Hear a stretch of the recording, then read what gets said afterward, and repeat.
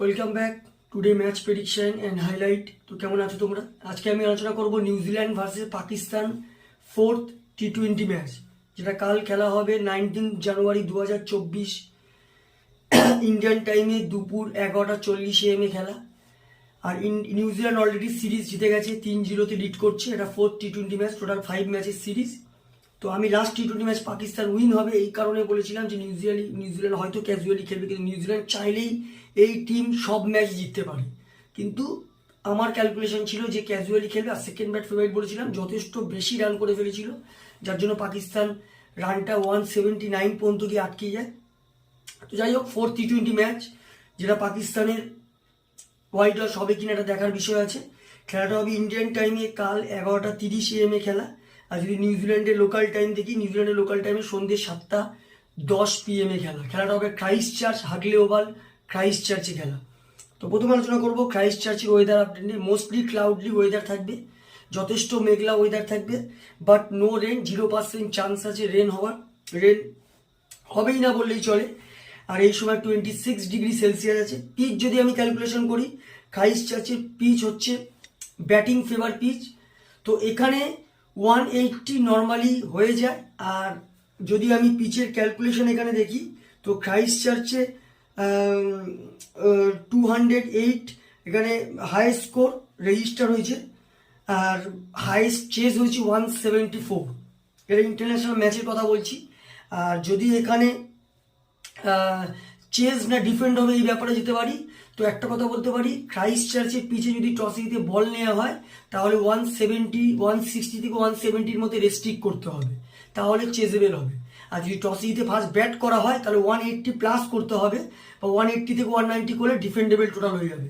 তাই একটা কথা বলি, এখানে একটা কথা বলবো যে যেহেতু দুটো টিমের ব্যাটিং খারাপ নয়, নিউজিল্যান্ডের ব্যাটিং ভালো, পাকিস্তানের ব্যাটিং ভালো, তাই টসে জিতে ফার্স্ট ব্যাট করা উচিত।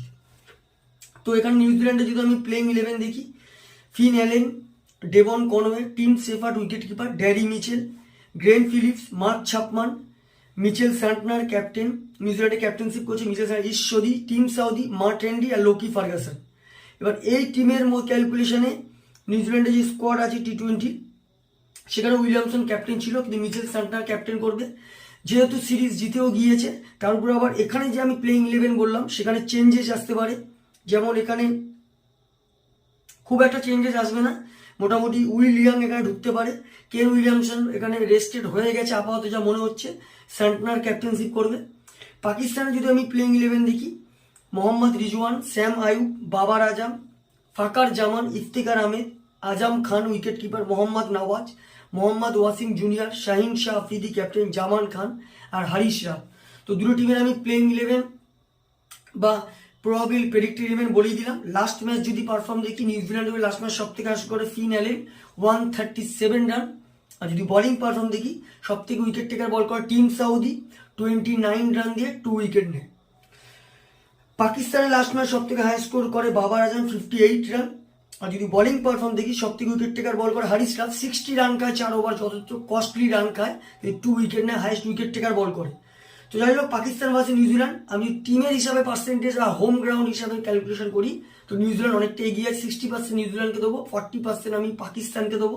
কিন্তু এখানে একটা কথা বলবো, নিউজিল্যান্ড চেঞ্জেস বা সেম টিম হিসাবে সিরিজ যেহেতু জিতে গেছে, তার উপর আবার উইলিয়ামসন বসে গেছে, এখানে নিউজিল্যান্ড যথেষ্ট ক্যাজুয়ালি খেলবে, এটা আমার ক্যালকুলেশন লাগছে। লাস্ট ম্যাচে নিউজিল্যান্ড উইলিয়ামসন যদি বা খেলেনি। আর তো এখানে আমার ক্যালকুলেশন, কালকে match winner Pakistan win this game, Pakistan এই ম্যাচ জিতবে। আর যদি টপ ফ্যান্টাসি পিক দেখি কারা কারা এই ম্যাচে পারফর্ম করতে পারে, নিউজিল্যান্ডে যদি টপ ফ্যান্টাসি পিক দেখি, Tim Seifert, Glenn Phillips, Mitchell Santner আর লোকি ফার্গাসনকে টপ ফ্যান্টাসি পিকের মধ্যে দেবো। পাকিস্তানে যদি টপ ফ্যান্টাসি পিক দেখি, মোহাম্মদ রিজওয়ান, ইফতিকার আহমেদ, আজম খান আর শাহিন শাহ আফ্রিদিকে টপ ফ্যান্টাসি পিকের মধ্যে দেবো। তো এখানে আমার winner New Zealand win this game. তো ভিডিওটি ভালো লাগলে লাইক করো, পাকিস্তান উইন দিস গেম। তো ভিডিওটি ভালো লাগলে লাইক করো, শেয়ার করো, কমেন্ট করো আর সাবস্ক্রাইব করো।